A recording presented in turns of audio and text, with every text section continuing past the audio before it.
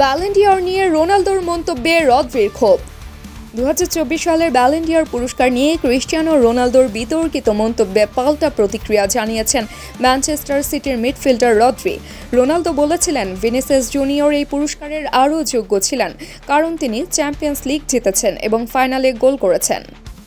Globe সকার award অনুষ্ঠানে Ronaldo বলেছিলেন, এই সিদ্ধান্তটি আমার মতে অন্যায্য। আমি এখানে সবার সামনে বলছি, রদ্রি যোগ্য ছিল, তবে এটি ভিনিসিয়াসকে দেওয়া উচিত ছিল, কারণ সে চ্যাম্পিয়ন্স লিগ জিতেছে এবং ফাইনালে গোল করেছে।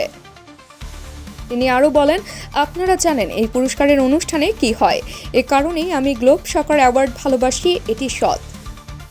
রোনালদোর এই মন্তব্যের প্রেক্ষিতে রদ্রি স্প্যানিশ সংবাদ মাধ্যম দিয়ারিও এএসএ বলেন, এটা সত্যি বিস্ময়কর, কারণ তিনি ভালোভাবেই জানেন কিভাবে এই পুরস্কারের প্রক্রিয়া কাজ করে এবং বিজয়ী কিভাবে নির্ধারিত হয়।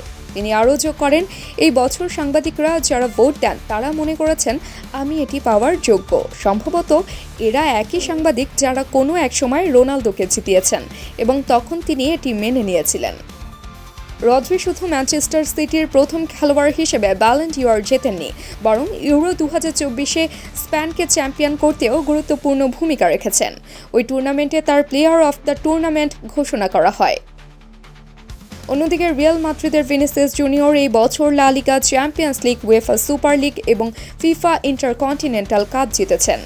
ফিফার দ্য বেস্ট ম্যাচ প্লেয়ার 2024 পুরস্কারও পেয়েছেন তিনি। তবে রিয়াল মাদ্রিদ যখন জানতে পারে ব্যালন ডি'অর তারকা হচ্ছেন না ভিনিসিয়াস, তখন পুরো দল প্যারিসের গালা অনুষ্ঠান থেকে নিজেদের প্রত্যাহার করে নেয়। ব্যালন ডি'অর বিজয়ী নির্ধারণ করেন আন্তর্জাতিক সাংবাদিকদের একটি জুরি, যেখানে প্রতিটি দেশের একজন প্রতিনিধি থাকেন।